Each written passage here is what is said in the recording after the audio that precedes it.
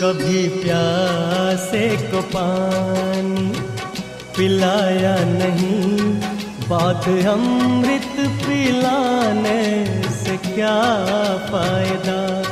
कभी गिरते हुए को उठाया नहीं, बात आंसू बहाने से क्या फायदा।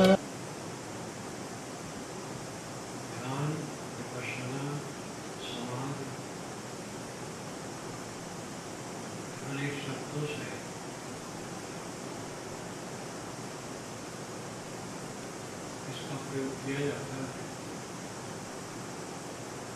ध्यान, सावधानी, विपश्यना, अच्छी तरह से देखना, समाधि, नर के क्लेशों का अंत, सम आदि, व्याधि और आदि दो हैं। शरीर का रोग व्याधि और मन का रोग आदि, और मन के रोग अनेक। शरीर के रोग को व्याध करते और मन के रोग को आदि करते। और सम का मतलब है शांत हो जाना। सम बराबर शांत। समाधि का अर्थ होता है मन का रोग खत्म हो जाना।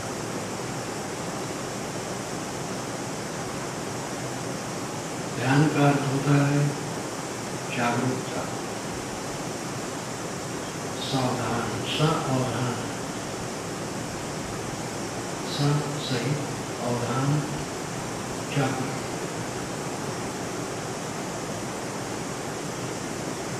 विपश्यना विशेषण, विपश्यना, पश्यना देखना, विपश्यना अच्छी तरह से देखना।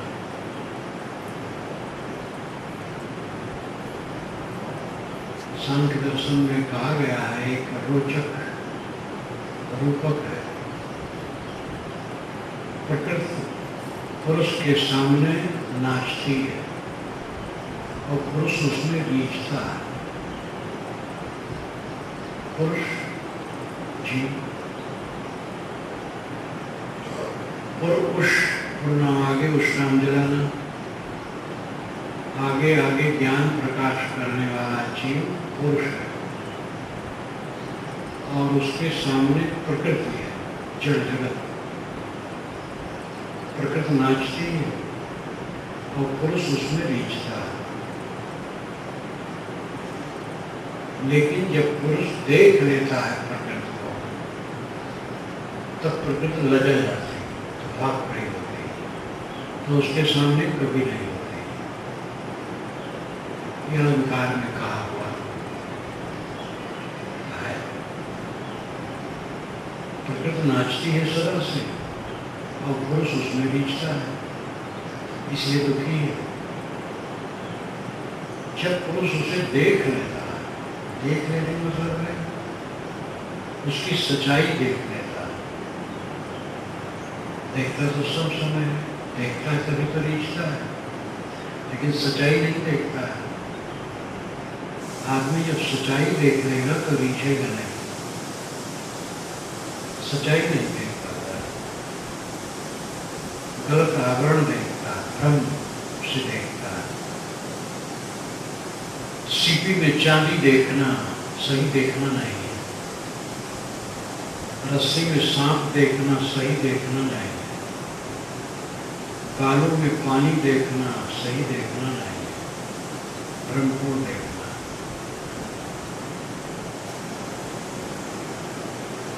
प्रकृति सब समय पुरुष के सामने नाचती है। यही जड़ जगत जीव के सामने सदैव दृश्यमान है और जीव उसे देख देख के रीझता है। लेकिन जब पुरुष यानी आत्मा प्रकृति को ठीक से देख लेता है, तब प्रकृति लजा जाती है। प्रकृति समझती है कि ये मुझे देख नहीं पा रहे हैं, तो मेरे में आसक्त है, इसलिए नाचती रहती है।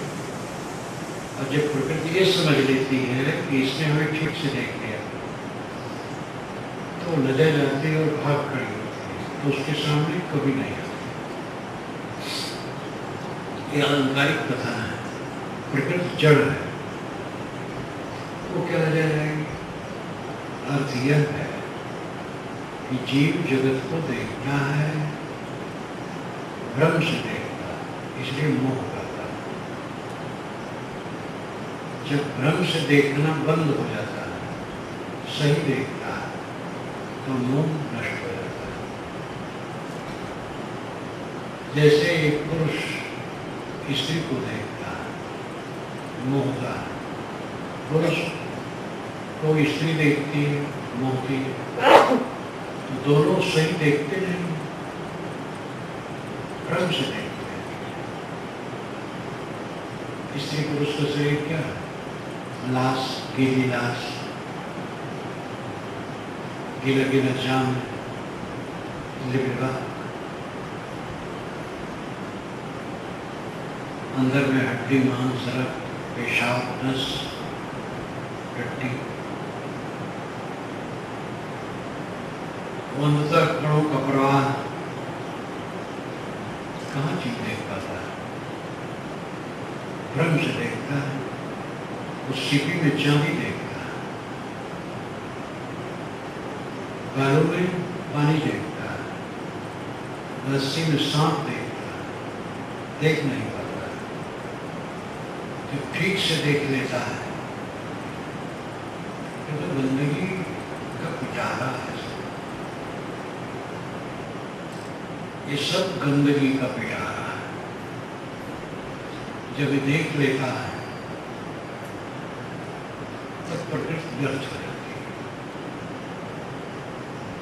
देह को ठीक से देख लेने पर देह व्यर्थ हो जाती है।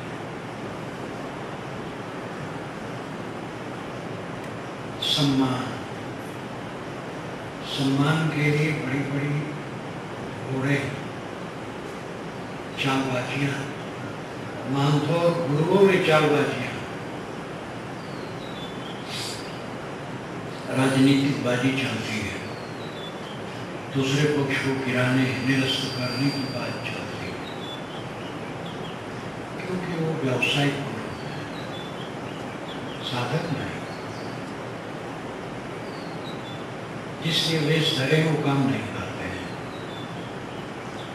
मोटा सदाचार है और गुरु और महंत बने हैं और हर समय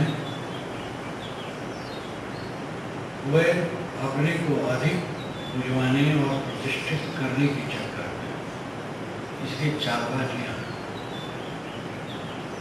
भक्तों में ऐसी बात करते हैं जिससे अगले गुरु के प्रति श्रद्धा न रहे, दूसरे महंत के प्रति श्रद्धा न रहे, हमारे एक ही बात है, संपत्ति और स्वामित्व की चाह।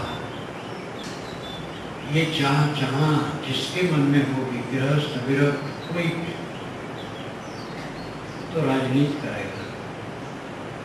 राजनीति दोषी क्यों? राजनीति वेश्या की तरह है, ये पुराने शास्त्रों में लिखा है।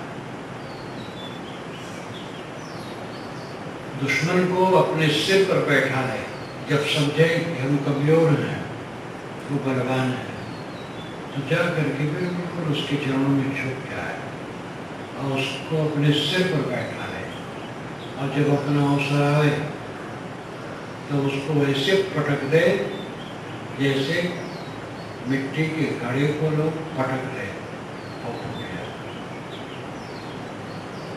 मीठी मीठी बात करे, दुश्मन से मीठी मीठी बात करे और उनको कुछ करे, और जब अवसर देखे तो छुरा पहुंचे। ये राजनीति में, गंदी राजनीति में देखा।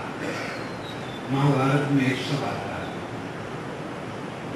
एक नाम का विद्वान धृतराष्ट्र के सामने व्याख्यान करता है और एक जगह और आता है खड़िक का, और वो कहता है ये जो मैंने अंतिम में कहा है, जो मैं पापपूर्ण व्याख्यान किया इसका प्रयोग नहीं करना चाहिए, लेकिन अगर कोई हमारे साथ ऐसा करता है तो हम क्यों न करें।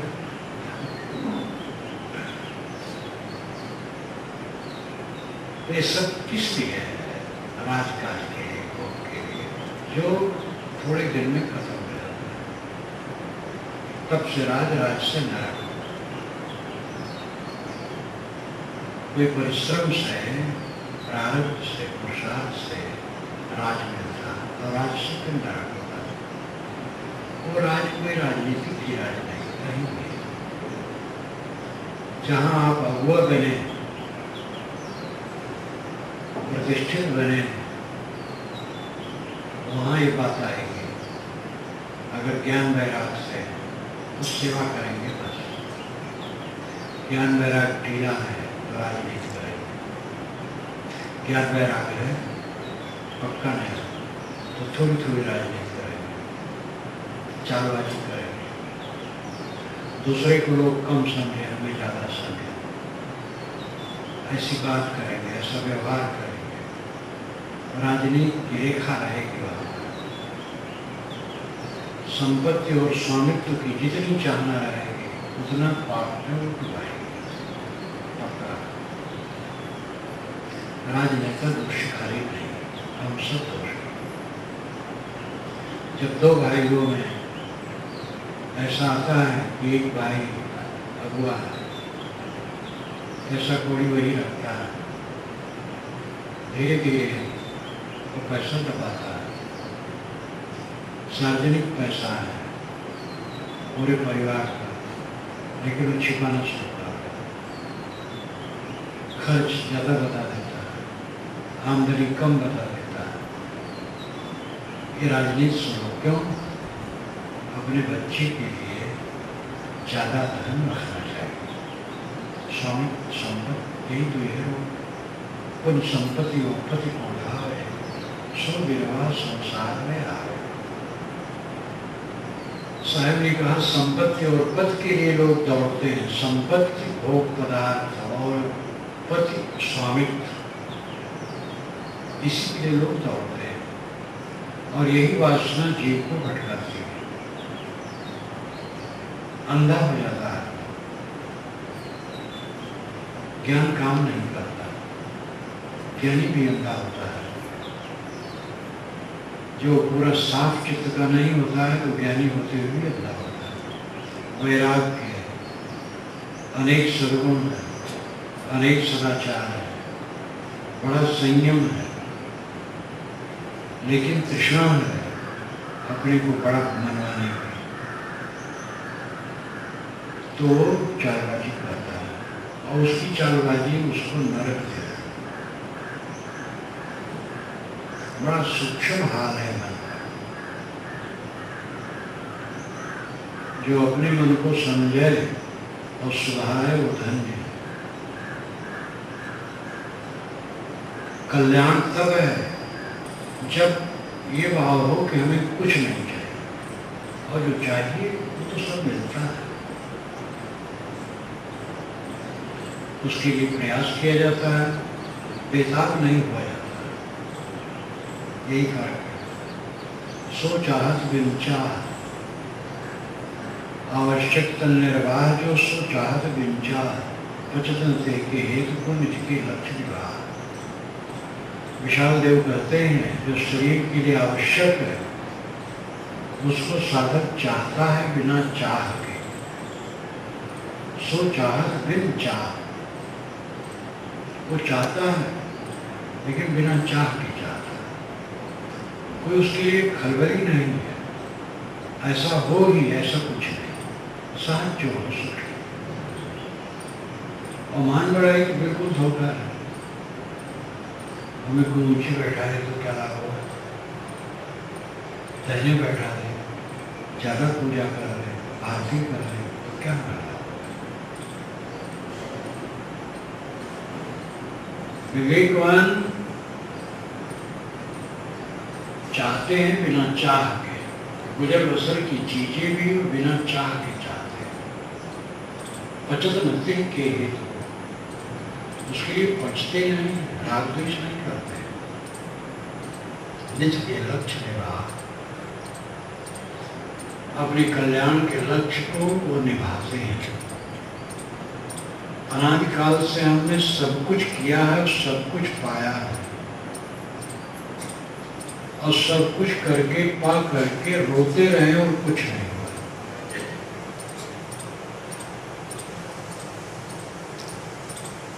जो कुछ किए हैं सरदर्द हुआ है, जो कुछ पाए हैं रुलाया है।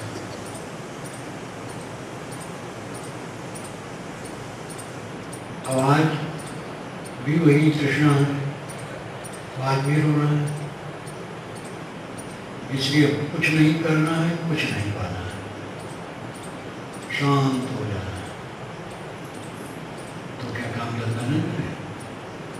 काम धंधा करना तो व्यवहार है। काम धंधा के बिना गुजर ही नहीं हुआ। दूसरे लोग हमारे जीवन के सहायक हैं, हमें भी उनकी सेवा करनी चाहिए। लेकिन जो बड़ा करने के लिए, कुछ पाने के लिए हम करना चाहते हैं, विवेक मानो कुछ नहीं करते, सेवा करते, कर्तव्य करते, पाना क्या? गुजर बसर होता है और पाना क्या है? अपने लक्ष्य को निभाते हैं, अपने कल्याण के ध्येय को समझते हैं। सुख है मन का हल्का रहना, एकदम हल्का, द्वंद्व रही, विकार रही, तर्क रही।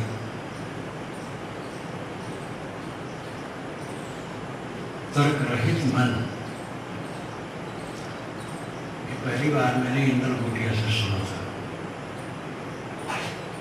उन्होंने इस लहजे में कहा था, छत्तीसगढ़ में थे, चेली की इंद्र घोटिया, गोरे लंबे मस्त शरीर के, बड़ी बड़ी आंखें, झागदार, दहाड़ते थे, किसी को नहीं करते थे। जो साधु महंत थोड़ा एक तरफ को बिना कहीं नहीं रहते थे, इतने विरम्र, जब मिलते थे लिपट जाते थे पैर, और जब छूटते थे रोने लगते थे। अद्भुत। वे अपने साहू समाज के राजा माने जाते थे, बड़े बड़े न्याय में जाते थे। जब मैं चिड़ी बंगला में एकांतवास कर रहा था अकेले, तब पीताम्बर मंडल उधर की तरफ के आए, धनतरी के आगे, और वे भी वैसे दिग्गज थे, वैसे धारने वाले पार्टी थे, दोनों जोड़ा था। तो सुबह सुबह मुझसे मिलने आए। मैं बैठा था, उस समय दिन भर में 10-5 वाक्य बोलता था, ज़्यादा नहीं बोलता। इंद्र घोटिया ने कहा, इस अवस्था में पहुंच करके तो सारा तर्क समाप्त हो जाता है। इस लहजे में कहा था, बड़ा मार्मिक, वो इस प्रसंग में याद आ जाता है। इस अवस्था में पहुंच करके सारा तर्क समाप्त हो जाता है। तर्क प्रतिक्रिया, सारी प्रतिक्रिया निरर्थक है। आज से 10, 20, 30 वर्ष पहले जिसने हमारी बुराइयां की थी, जिसने हमारी प्रशंसा की थी, कुछ नहीं रखा है उसमें। उसमें बहुत से लोग मर गए, मेरा शरीर मर जाएगा। जब तक है भी, जब तक सब चीज तो मरती रहती है। जो बीत गया मर जाता है। सुबह देखो मर गया, जब हम उठे थे, जागे थे, उस समय मर गए। तो हमारी प्रशंसा हुई, हमारी निंदा हुई, क्या धरा है? क्यों उसमें उलझते हैं? अपने जीवन की बीती स्थिति को देखो तो तर्क में नहीं पड़ोगे। क्या धरा है? अपने को संभालो। हमारे भी तर्क ना है, दूसरा तर्क करेगा।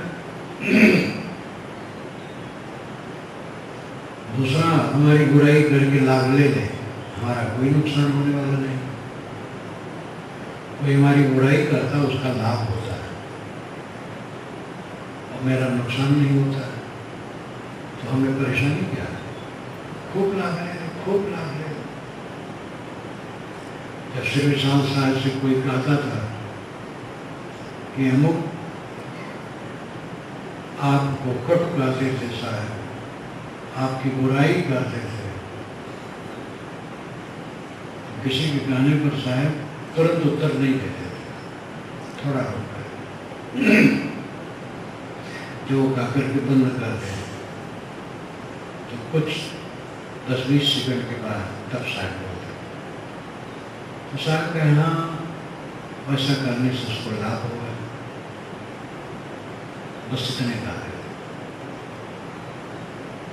मगर हमें गाली देता है तो उसको लाभ होगा, बस और कुछ नहीं।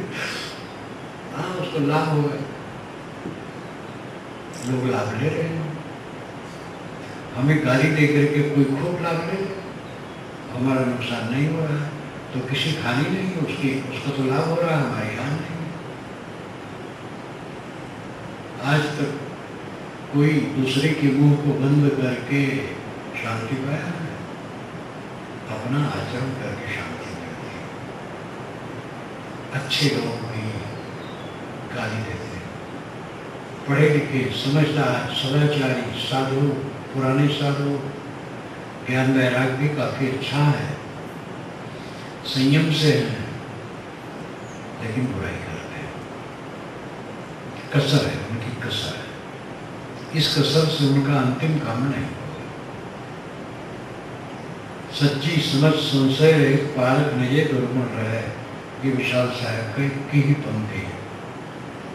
सच्ची समझ है, संशय रहित बोध है, पारक निजे अपने में पारक है, लेकिन दुर्गुण रखता है।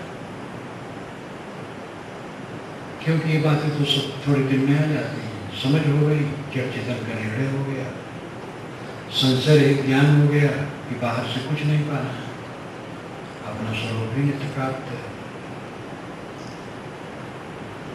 लेकिन आसक्ति नहीं मिटी है, आसक्ति की सूक्ष्मता बनी है, तो उससे दुर्गुण करता है। अपने को अच्छा सिद्ध करने की चेष्टा, दूसरे की बुराई करना, अपने को अच्छा सिद्ध करना, संकेतों में दूसरे की बुराई करना, अपने को अच्छा सिद्ध करना, ये दुर्गुण कारण है। जो निरंतर अपने को शोधता है, वो धीरे धीरे निर्मल हो जाता है। यही जीवन की सबसे बड़ी बात है। भाई माटी गोबर पा करके कोई अपने माने संपन्न है, महाभोलापन है। दुनिया की सारी चीज माटी गोबर है और कुछ नहीं।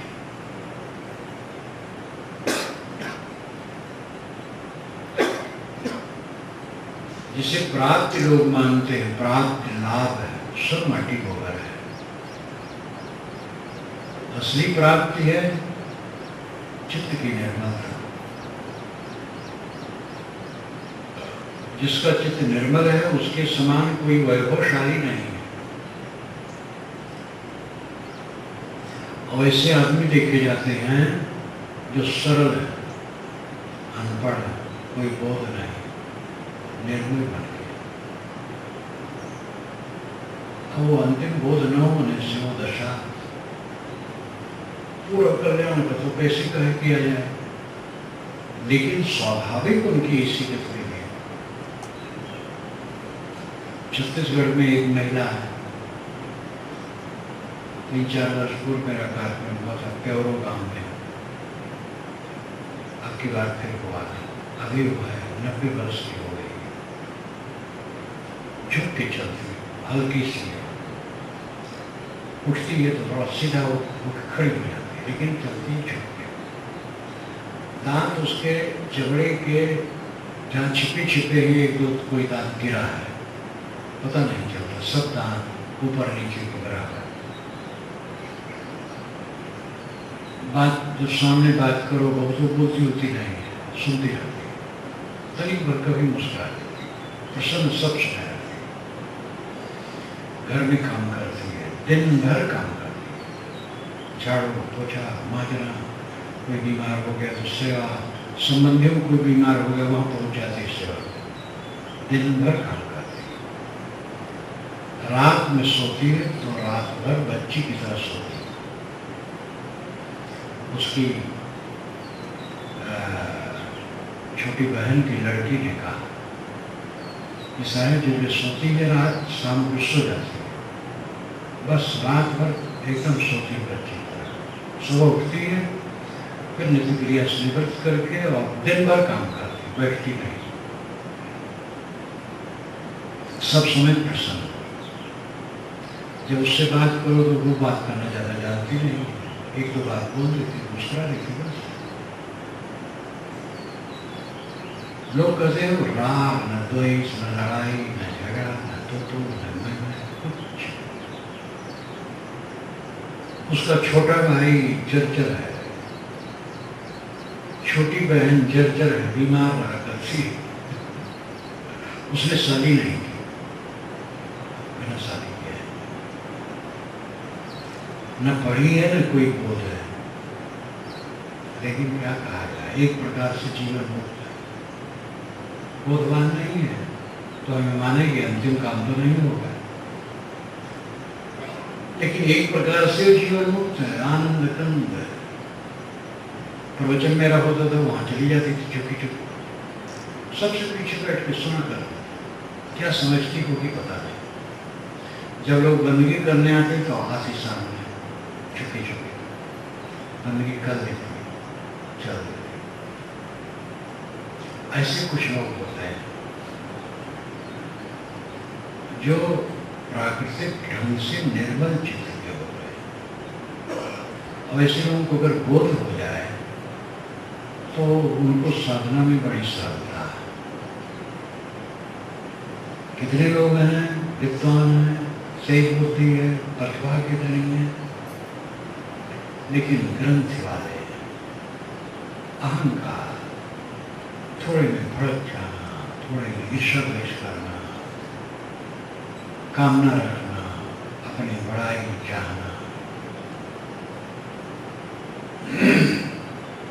मानस रोग से सब जीव व्यथित है।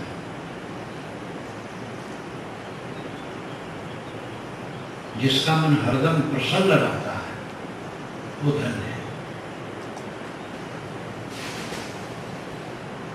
और यह अपने अधिकार में सतत जागरूक हो। सतगुरु विचार साहब कहते हैं, आए विदेही जीव यह समझ विदेह हाल, राग विदेह भाव को रहे विदेह संभाल, सूक्ष्म और अस्थूल है दुई देहन को भास, सुखात्यास मानव तजे तद्दत सुख निवास। आए विदेही जीव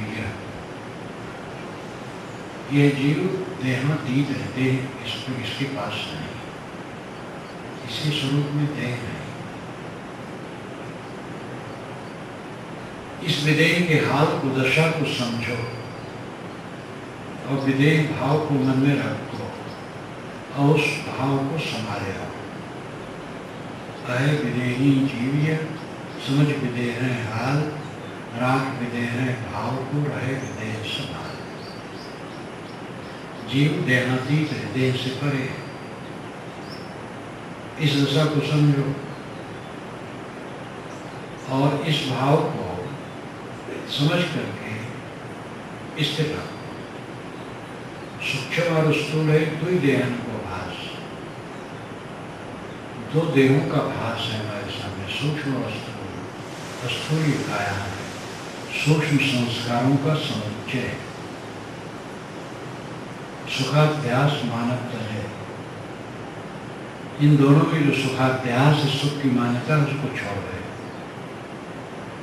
तंत्र सुतः निवास, देह को छोड़ करके सुतः स्वरूप में निवास करे। देह में रहते रहते देह का अहंकार छोड़ करके सुतः स्वरूप में निवास करे। चाहे इस भाव में रहो चाहे देह भाव में रहो, शरीर छूटना है। ये मानते मैं देह हूं, देह मेरी है, देह सुख का घर है, देह में मोह है, तो उनकी देह बनी नहीं आएगी, उनकी भी मिट जाएगी। और जो मानते हैं देह मेरी नहीं है, नाशवान है, जड़, मैं इससे अलग शुद्ध चेतन हूं, तो उनका ऐसा मानने से तुरंत छूट नहीं आएगी। जब समय आएगी तभी छूटेगी। छोड़ना सबको है, त्याग करना है सबन को, बचत न कोई देखा है। चाहे तजे तो भोग करे, चाहे प्रथम हटाए। त्याग सबको करना है, कोई दिखाई नहीं देता कि त्याग करने से बच जाए। चाहे दुख भोग करके तजो, चाहे पहले छोड़ दो, दुख में न पड़ो। यह आपका विचार है। पहले समझ बूझ ली, ब्रह्मचर्य व्रत में हो गया गृहस्थी काम, कूड़े कचरे में पड़े रहना बेवकूफी, इसलिए छोड़ दिया। इससे बस समझा दिया अगले को। पुरुष है तो स्त्री को समझा दिया, स्त्री है तो पुरुष को समझा दिया। ये बाल बच्चे हो गए, दुनियादारी हो गई, संयम से। इसमें भी कई जगह कठिनाइयां आती। पुरुष तो सावधान है, स्त्री लंपट है। स्त्री सावधान है, पुरुष लंपट है। और जब पुरुष लंपट होता है तब स्त्री को बड़ी कठिनता होती है। स्त्री लंपट है तो पुरुष और सुबह सो सकता है, वो घर छोड़ करके खेत में झोपड़ी बना ले। स्त्री पुरुष समान है, लेकिन फिर भी देह की स्थिति ऐसी है कि कितनी समानता होते हुए स्त्रियों के सामने कुछ परवशता है। एक अनरेक बूढ़ी स्त्री ने कहा था, बंगाल में सेवा में लगी रहती थी तमाम कामों में, गांधीवादी विचार की थी। तो भारत के एक सज्जन से उसने कहा कि यूरोप में स्त्री पुरुष की समानता है, स्वतंत्रता है, लेकिन स्वतंत्रता होते हुए भी जब स्त्री की देह है, कुछ व्यवस्था है, अपने आप प्राकृतिक ढंग से व्यवस्था है। उसने सच कहा। एक उदाहरण लो, एक युवक है, वो रात में गांव के बाहर किसी बाग में, नदी के किनारे, किसी पेड़ के नीचे बैठा रह सकता है, ध्यान कर सकता है। लेकिन एक युवती स्त्री ऐसा करना उसमें एक कदर सिखाई नहीं। कोई युवक हो तो युवती जा करके उससे बलात्कार करे, ऐसा नहीं होता। युवती के साथ युवक धरा करता है, और युवक न बूढ़ा भी करता है। तो कुछ शरीर की व्यवस्था है, इसलिए उसको उसी ढंग से निभा लेना, उसमें हीन भावना करने की जरूरत नहीं। जो है सो है। स्त्री ने शादी कहा तो उसको अपने ढंग से रहना चाहिए, और उसमें ये न सोचे अरे हम तो स्त्री हैं, हम विवश हैं। विवश तो सब, पुरुष भी विवश है। कई जगह पुरुष को विवश होना पड़ता है। अंत में अपने को संभालना ही समझदारी है।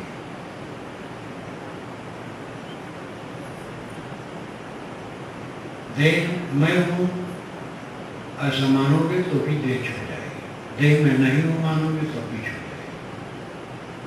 समझदारी यह है, जो मेरा नहीं है उसका मोह छोड़ करके जिए, जिससे तकलीफ ना हो। जवानी खिसक रही है, सिकन आ रही है, बाल पक रहे हैं, देहाभिमानी आदमी पछताता है। बड़ी चिंतन बढ़ जाता है। फिर वो बाल रंगने लगता है, बूढ़ा हो गया, 70 का हो गया, 80 हो गया, बाल रंग रंग करके काला बना रहा है मूर्ख। क्या समझता है?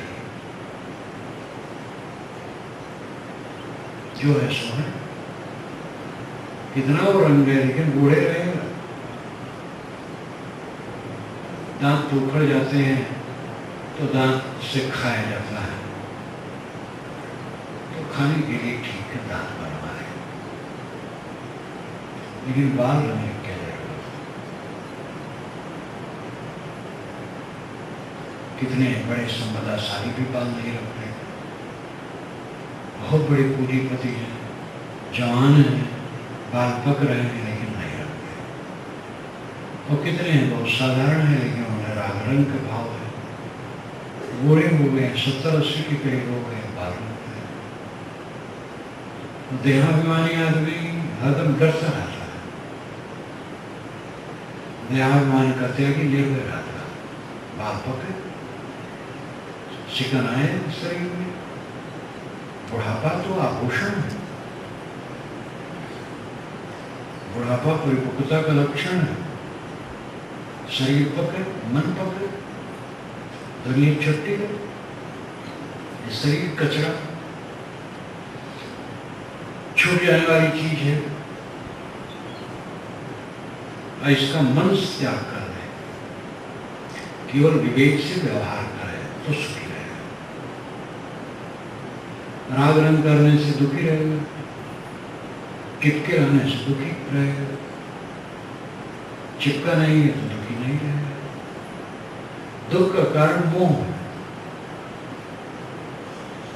जहां हम अपना मानते हैं तकलीफ होती है, अपना नहीं मानते कोई तकलीफ नहीं होती। वही एक कहानी, एक बुढ़िया जिसके घर में बहुत बच्चे हैं, वो चल रही थी, थोड़ी थोड़ी रियारी थी, एक बच्चा वहीं सो रहा था, छोटा सा बच्चा, पैर लग गया और डांटने लगे, भैंसा इसमटाए हैं और रास्ते में पड़े, बहुत में गिर पड़ती, ये भैंसा इसमटाए। तब कोई कहा, दीदी ये तो हाथ पतवा हो पौधा, अरे उठा भाई बच्चा हम नहीं जान पाए, हमारा बच्चा बहुत दोहराएगा। और लेके रोने लगी, और जब समझी थी मेरा नहीं है तो भैंसा ऐसा पड़ा, और कहते बहुत दोहराएगा। जहां अपना माने बस कलेश शुरू, अपना नहीं माने कोई कलेश नहीं। तो बहुत राग रंग कोई करे, तो जिसमें राग रंग करेगा वो बैठा रहेगा, वैसे मिटेगा। किसी आदमी में हम मोह करते हैं, कब तक हो रहेगा, छुटेगा मिटेगा, कौन रोक पाएगा? ये एकदम बिल्कुल साफ साफ है, हमारी बेवकूफी है दुनिया में मोह करना। दुनिया की सेवा करे, जो कर्तव्य करे, मोह न करे। मोह का जितना त्याग करोगे दुख से रहित हो जाओगे।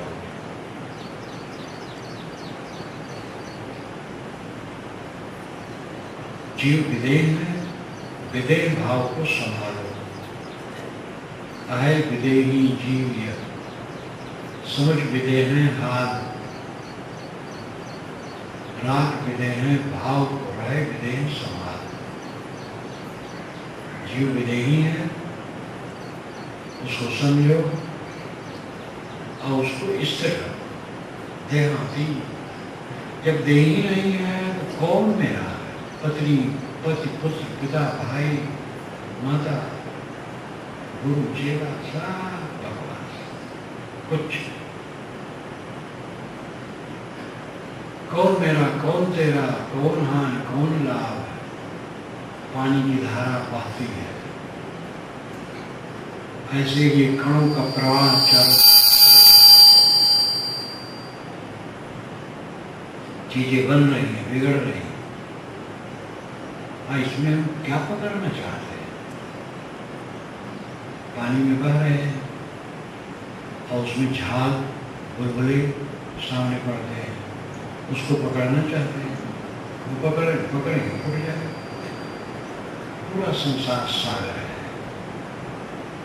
और सारे प्राणी पदार्थ झाग की तरह, उनको पकड़ोगे कहीं स्थिर नहीं, फूट जाएगा। इस वास्तविकता को देखो, सब समय अपने आप में जागरूक रहो, अपने आप को संभालो। सुख ही तो चाहते हो, तो जलेबी खा खा के सुख भोगोगे। कितनी जलेबी खाओगे? किसी से मोह कर करके सुखी होगे? कोई मीठी मीठी बात करे तो उसी में सुख मानोगे? कोई पूजा आरती कर ले तो सुख मानोगे? कोई कह दे हाँ आप बड़े अच्छे आदमी, बस मार के फूल कर गर्गज हो। ये बेवकूफी कब तक हम पालेंगे? असली सुख मन की प्रसन्नता है, निश्चिंतता है, सरलता है, शांति। वो काम करो। ये काम करने में हम समर्थ हैं और किसी बात में समर्थ नहीं। हम प्रेमियों को अपने पास बनाए नहीं रख सकते। प्रारब्ध पुरुषार्थहीन वो यहाँ वहाँ जहाँ तहाँ होते रहेंगे और उनके रूप रंग हम क्या स्थिर रखेंगे? जो अपने शरीर के रूप रंग को नहीं स्थिर रख सकते, और उन सब के मनोभावों को हम कैसे स्थिर रख सकते हैं? अपने मनोभावों को स्थिर रखना ही बहुत बड़ी बात है। अपने मन को संभालते संभालते परेशानी, दूसरे मन को हम क्या संभालेंगे? अपने मन को संभालना।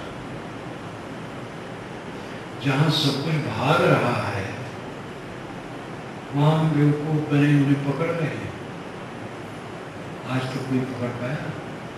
बड़े बड़े राजे बादशाह थे, सबके हाथ से सब खिसक गए।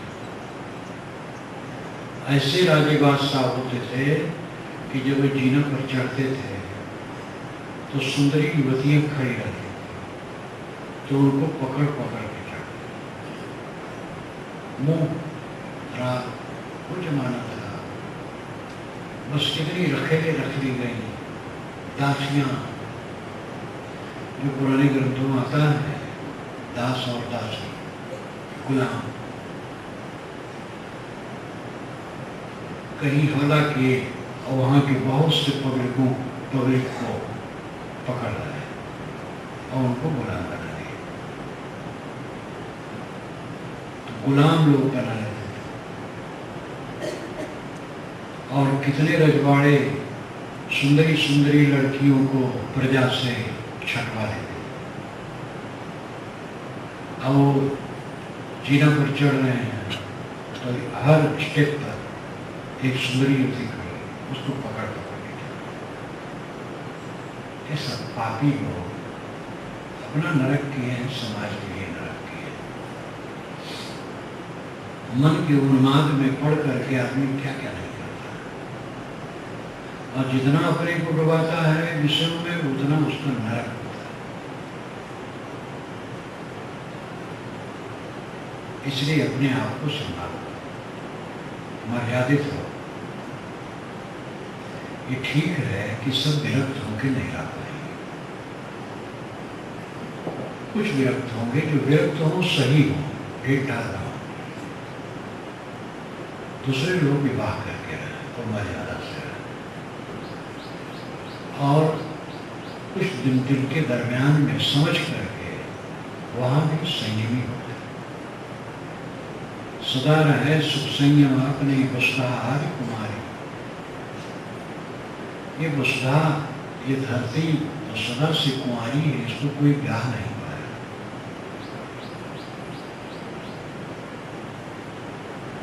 जो अपने पर संयम रखेगा वही सुखी है, जो संयम नहीं रखेगा सुखी नहीं है।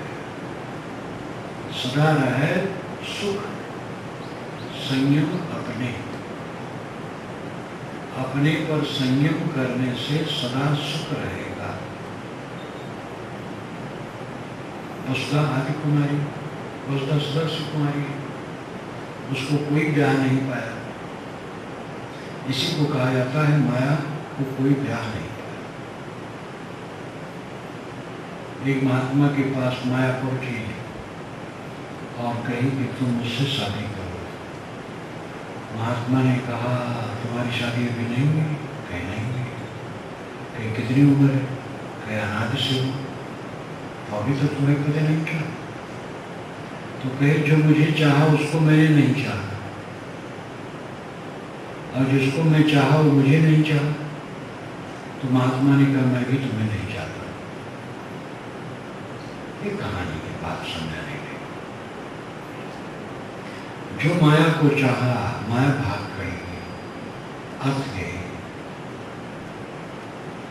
जवानी और सुंदरता को चाहा वो भाग गए होते। जितने गोरे इसमें बैठे हैं सबकी जवानी भाग गई, कुछ नहीं रहता। इसलिए जागरूक होकर के रहने की जरूरत है। ज्ञान का मतलब है त्याग है। ज्ञान है और त्याग नहीं तो क्या ज्ञान है? त्याग का छोड़ देना मात्र नहीं। कोई छोड़ के भाग जाएगा, कहाँ तक भाग जाएगा? काम करना पड़ेगा, खाना पीना पड़ेगा, पहनना उड़ना पड़ेगा, छाया में रहना पड़ेगा, इसलिए मकान भी बनाना पड़ेगा। जो वन में जाते हैं तो उनको झोपड़ बनाना पड़ता है। तो खाली सब छोड़ करके कहीं भाग जाए, इतने से काम नहीं बने। जो जहां है रहा है, त्याग रखें, मन से त्याग, आसक्ति का त्याग। आसक्ति का त्याग जितना होता जाएगा शांत मिलती जाएगी। टट्टी पेशाब शरीर से निकल जाने पर हल्का हो जाता है शरीर। जिनको पेशाब का रोग हो जाता है तो बार बार वो पेशाब करने जाते हैं बेचारे, हरदम लगता है पेशाब लगे। और जिनका है पेशाब बैठे और सब साफ हो गए तो बहुत देर में पेशाब लगती है, हल्का लगता है। जिनकी टट्टी साफ उतर जाती है एकदम प्रसन्न, और जिनको कब्जियत रहती है परेशान होते हैं। इस संसार की कब्जियत छोड़ो, कुछ मेरा नहीं। जब कुछ मेरा नहीं है तब फिर किस चीज को पकड़ना? मन से पकड़ना छोड़ो। शरीर का व्यवहार तो ऐसा है कि ग्रहण करना पड़ेगा, बर्ताव करना पड़ेगा, और उसमें हट करने से काम नहीं बनेगा। कुछ हठी होते हैं साधक तो तकलीफ पाते हैं, प्रकृति किसी को क्षमा नहीं करती। एक हठी साधक चावल खाने लगा, कौन पकाए? किसके हाथ में पकाए? चावल खाने लगा, थोड़े दिन में उसकी आंख कट गई, मर गया। एक संत रहे बुजुर्ग, गुरबोध साहब नाम था उनका, और उससे आगे धानीपुर बाजार में उनका आश्रम था। बहुत अच्छे संत, तो जहाँ जाए तहाँ और लोग आ जाए तो बनाना पड़ेगा और बनाना पड़ेगा, अकेले रहने ज़्यादा तो बनाना छोड़ दिए, तो आटा खाए। लोग प्रतिष्ठित थे, उनके बहुत भगत, तो कई भाई तुम हलवा खिलाना चाहते हो, लाओ। आटा शक्कर की पानी मिला करके खा लो, और खा लिया। अब जो कोई दूसरा बनावे खाया हो, बनाने चल जाएगा। धीरे धीरे रोटी आ गई, क्योंकि जानवर तो हम नहीं हैं, हम मनुष्य हैं, हमारा अभ्यास दूसरा है। बैल को दे दो, आटा खूब खाएगा, कुछ नहीं होगा। लेकिन रोगी आ गए, कष्ट हुआ, अच्छे समझ गए, हट में पड़ गए, समझदारी काम नहीं। तो हट करने से काम नहीं करता, विवेक से काम करता, विनम्र होकर काम करता। लेकिन जहां हम रह रहे हैं उसको छोड़ना, देह को छोड़ देना, क्या मेरा? इस बात को जो सब समय ख्याल में रखता है वो पाप नहीं करता, वो ईर्ष्या नहीं करता, द्वेष नहीं करता, दुर्व्यवहार नहीं करता, किसी के साथ कोई गलत काम नहीं करता, अपने मन के विकारों में वो नहीं पड़ता है। मन में जो विकार उठते हैं उनको दूर कर देता है। अभ्यास होते होते तो ऐसी अवस्था आ जाती, विकार आते ही नहीं। परिपक्व अवस्था जब आ जाती है तो विकार आते ही नहीं, शीतल, सब समय शीतल।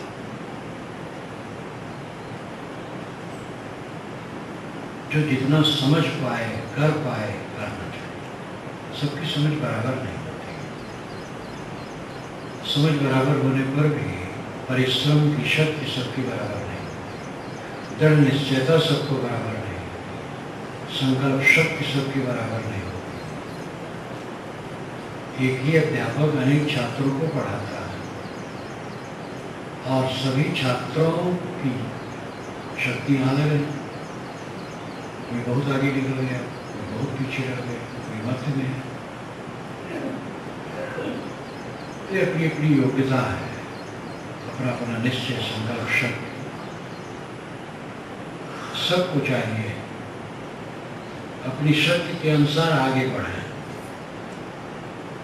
आपका कल्याण आपके हाथ में है और बहुत सरल काम है। सिर झुका के रहो, सबसे सिर झुका के रहो, अमर्ष न करो। कोई कुछ कह दिया, अपमान कर दिया, अनादर कर दिया, कट कर दिया, वो दया का पात्र है, क्योंकि वो उद्वेगित है। जो उद्वेगित है वो दुर्बल है। क्षमा करो और अपने आप को सही करो, अपने आप को ठीक करो, अपने आप को संभाल के अपने आप को संभालने में हम सर्वथा समर्थ हैं। हमारे में बल है।